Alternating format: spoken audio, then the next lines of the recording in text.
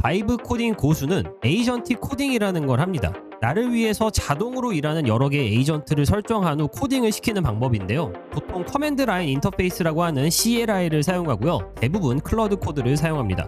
자, 그러면 클러드 코드 쓰면 바이브 코딩의 고수가 되는 거냐고요? 문제는 한 달에 최소 100불에서 200불은 내야 쓸만하게 사용이 가능하다라는 겁니다. 이게 현재 환율로 30만 원에 가까운데요. 사실 일반인 입장에서는 말이 안 되는 가격입니다. 하지만 오늘 영상에서는 이 모든 걸 무료로 하는 방법을 알려드릴 겁니다. 즉, 여러분도 이 에이전티 코딩을 지금 당장 시작할 수 있다는 건데요. 제가 여러분의 30만 원을 10분 만에 아껴드리겠습니다. 그러면 바로 시작해 보도록 하겠습니다. 결론부터 말씀드리면 이번 영상에서 클러드 코드는 다루지 않습니다. 다만 현재 해외에서 더 난리난 에이전티 코딩 툴이 있는데요. 바로 오픈 코드라는 툴입니다. 이름에서 알다시피 오픈소스라서 어떻게 작동하는지 뜯어보면 다 알 수가 있고요. 처음부터 다양한 모델을 무료로 제공하기 때문에 여러분이 부담 없이 사용해 볼 수가 있습니다. 사실 그전까지는 아는 사람만 써오다가 최근에 에이전티 코딩 핵심 기능들이 미친듯이 업데이트가 되면서 덕분에 지금은 해외 개발자 커뮤니티에서 가장 핫한 툴 중에 하나가 돼버렸습니다. 이미 클러드 코드를 사용하던 많은 사용자들도 오픈 코드로 넘어오고 있는 추세인데요. 자, 그러면 이 강력한 툴을 바로 사용하기 위해서 설치를 진행해 보도록 하겠습니다. 자, 우선 여러분이 윈도우를 쓰고 계시면 WSL이라는 걸 설치를 해야 되는데요. 지난 코덱스 CLI 영상에서 이미 설명드린 부분입니다. 다음 세 가지 항목들을 잘 따라해 주시면 되는데, 첫 번째 메인보드 가상화 켜기, 두 번째 가상머신 플랫폼 켜기, 그리고 세 번째 방금 보여드린 리눅스용 윈도우 하위 시스템을 켜주시면 되겠습니다. 메인보드 같은 경우는 여러분의 컴퓨터가 다 다르기 때문에 직접 찾아보셔서 가상화를 켜시는 걸 추천을 드리고요. 이 하단에 두 가지를 설명을 드리도록 하겠습니다. 자, 우선 윈도우 키를 눌러서 검색창을 열어주시고요. 여기서 여러분이 윈도우 기능 켜기 끄기를 찾아줍니다. 제어판에 있는 설정이고요. 해당 설정을 클릭을 해줍니다. 자, 그러면 여러 가지 기능들을 여러분이 껐다 킬 수가 있는데, 첫 번째로 활성화 시켜주셔야 되는 부분은 여기 하단에 보이는 가상머신 플랫폼이라는 기능이 있습니다. 해당 기능을 활성화를 해주셔야 되고요. 두 번째 같은 경우는 이 상단에 리눅스용 윈도우 하위 시스템이라는 기능이 또 있습니다. 여러분이 이 두 가지 기능을 꼭 켜주셔야지만이 저희가 활용할 WSL을 실행할 수가 있습니다. 해당 기능을 켜고 난 다음에는 확인 버튼을 눌러주시고요. 그 다음에 전체 컴퓨터를 재부팅을 진행을 해줍니다. 재부팅이 완료가 됐으면요, 여러분이 윈도우 검색창을 다시 열어서 명령 프롬프트를 관리자로 실행해 주시면 됩니다. cmd라고 검색을 하시면 명령 프롬프트를 실행을 할 수가 있고요. 이 비개발자분들을 위해서 제가 개념적으로 설명해 놓은 게 있습니다. 저희가 오픈 코드를 실행하기 위해서 총 4단계가 필요한데요. 우선 여러분이 바이브 코딩을 작업할 일하는 책상이 필요한데, 그게 저희가 첫 번째로 할 WSL을 설치하는 겁니다. 그래서 우선 여기 나와 있는 명령어를 그대로 복사를 해서 명령 프롬프트에 입력을 할 겁니다. 이렇게 명령어를 입력한 상태로요, 그대로 엔터를 쳐주시면 우분투라는 게 자동으로 다운로드 되고 설치되고 배포가 됩니다. 즉, 여러분이 일할 책상이 자동으로 생성이 되는 단계고요. 이 해당 책상을 누가 사용할지 여러분이 유저를 정해줘야 됩니다. 그래서 여러분이 원하는 유저 이름과 패스워드를 입력을 해주시고요. 엔터를 눌러줍니다. 자, 그러면 이렇게 컬러가 바뀌면서 여러분이 우분투 시스템 안에 접속을 하게 되는데요. 첫 번째로는 저희가 간단하게 저희가 일할 공간을 옮겨주도록 하겠습니다. 여기 위에 나와 있는 경로 같은 경우는 저희가 윈도우 경로고요. 이 밑에 물결 표시가 저희가 리눅스 안에 들어온 경로입니다. 확인하려면 pwd라는 명령어를 입력을 하시면 현재 경로를 바로 확인할 수가 있고요. 성공적으로 홈 디렉토리에 왔죠. 자, 그 다음에 저희가 제대로 일하기 위해서 펜 거치대를 먼저 설치를 해줄 겁니다. 여기 보시면 두 번째 단계가 펜 거치대를 설치하는 거잖아요. 물론 저희가 펜을 바로 설치할 수도 있지만 여러분이 바이브 코딩을 하시다 보면은 여러 가지 펜이 필요할 때가 있습니다. 그래서 다양한 펜을 저장시켜 줄 수 있는 이 펜 거치대를 먼저 설치를 할 거고요. 해당 명령어를 그대로 복사해서 가져온 다음에 엔터를 눌러줍니다. 설치가 완료된 모습이죠. 이렇게 설치가 다 완료가 되고 난 이후에는 여러분이 터미널을 껐다가 다시 켜주셔야 됩니다. 다시 한번 명령 프롬프트를 관리자 권한으로 실행을 해주시고요. 여러분의 WSL이 성공적으로 설치가 되었다면 이 오른쪽에 나와 있는 화살표 드랍다운을 눌렀을 때 우분투가 보이실 겁니다. 우분투를 클릭을 하시면 이렇게 색깔이 다른 새로운 터미널이 뜨고요. 자동적으로 리눅스 안에 바로 들어오게 되어 있습니다. 여기서 실행을 할 거고요. 저희가 Node.js, 즉 펜을 설치를 하겠습니다. 여기 우측에 나와 있는 명령어를 그대로 입력을 해주시고요. 엔터를 눌러주도록 하겠습니다.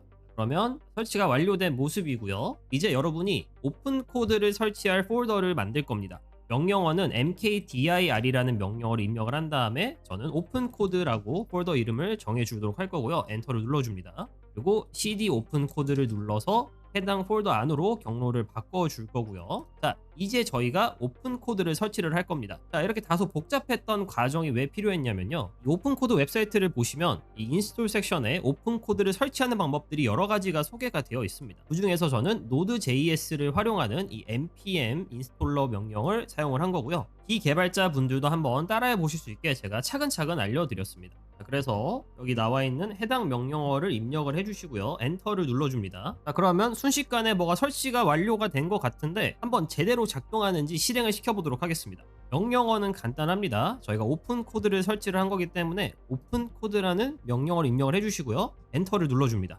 자, 그러면 이렇게 검정색 배경에 오픈 코드 터미널이 나타나면서 여러분이 오픈 코드에 접속을 하게 된 겁니다.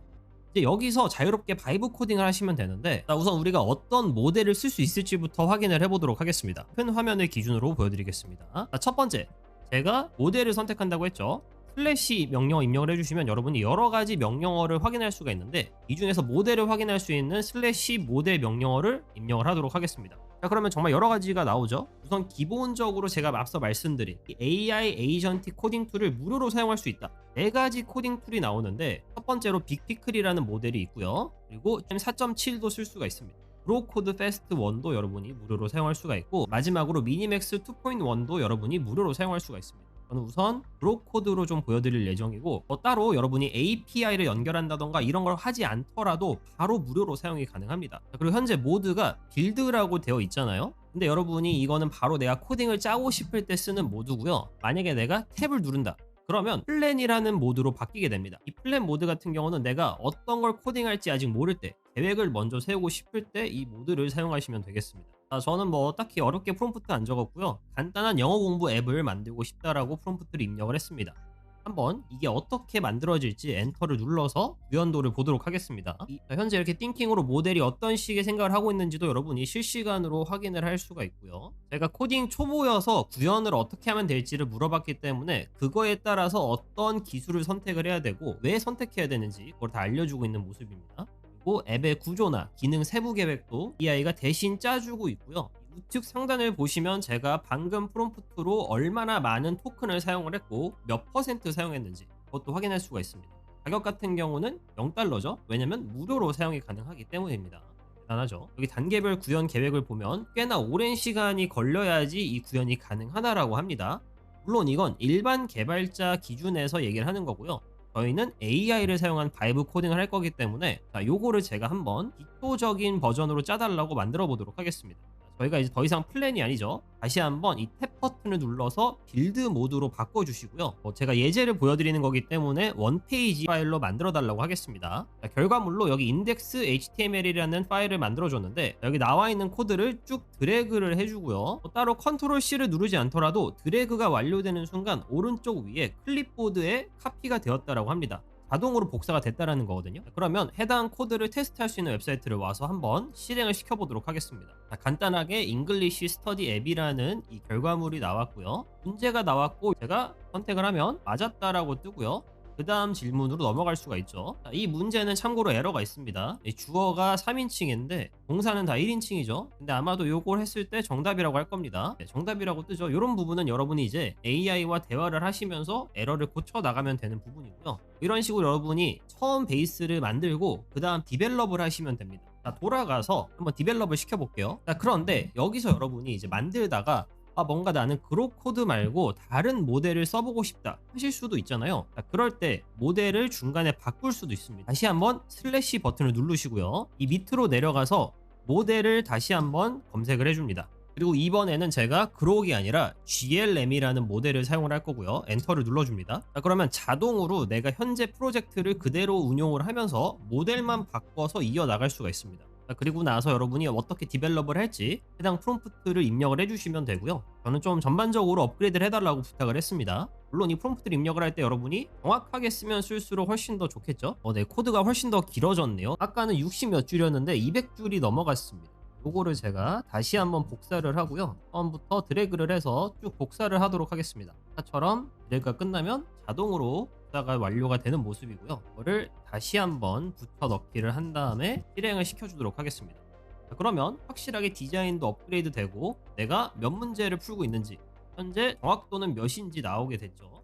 똑같이 풀어보겠습니다. 네, 현재 정확도는 100점이고요. 네, 아까 제가 말씀드렸던 이 3인칭, 1인칭이 오류가 해결이 됐죠. 한번 틀려보겠습니다. 1인칭으로 하면은 네, 틀렸다고 나오면서 두 문제 중에 제가 한 문제 맞췄기 때문에 정확도가 50%로 떨어졌죠. 그래서 여러분이 이렇게 처음 만든 결과물을 가지고 계속 디벨롭을 할 수가 있게 되는 겁니다. 자, 그런데 여러분이 이 오픈 코드를 사용하실 때 정말로 주의하셔야 되는 게 하나가 있는데, 제가 다시 한번 모델을 선택을 해보도록 하겠습니다. 자, 모델을 선택을 하면 위쪽 4개 같은 경우는 여러분이 현재 오픈 코드의 제니라는 플랫폼을 사용을 해서 선택을 할 수 있는 모델들이고요. 그 밑으로 유명한 클러드 엔트로픽이라던가 깃허브 코파일럿, 오픈A 혹은 구글을 연결을 할 수가 있습니다. 자, 근데 이 중에서 여러분이 API를 연결을 하면 사실 상관이 없는데요.